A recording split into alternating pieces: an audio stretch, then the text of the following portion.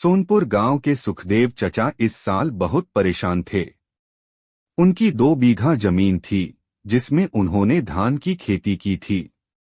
लेकिन इस बार मौसम, कर्ज और यूरिया की कमी ने उनके सपनों पर पानी फेर दिया।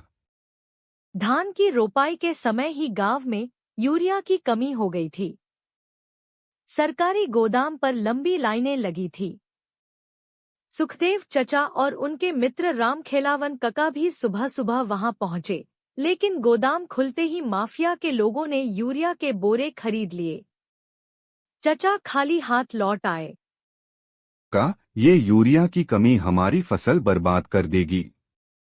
बिना उर्वरक के धान का क्या होगा? चचा ने मायूस होकर कहा। सुखदेव, ये परेशानी सिर्फ तेरी नहीं, पूरे गांव की है।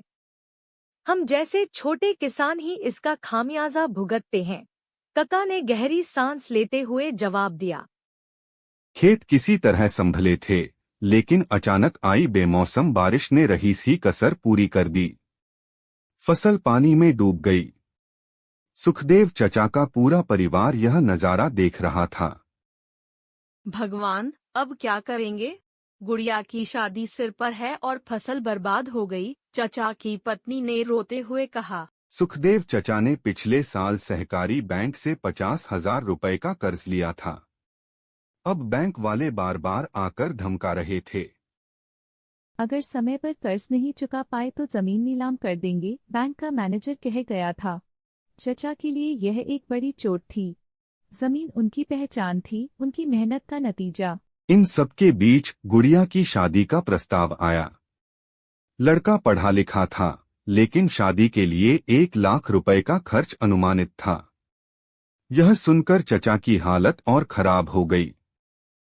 राम खेलावन कका ने गांव में एक सभा बुलाई।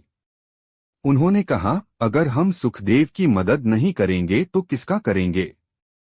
यूरिया की कमी, बेमौसम बारिश और कर्ज ने हमारी खेती मुश्किल कर दी है।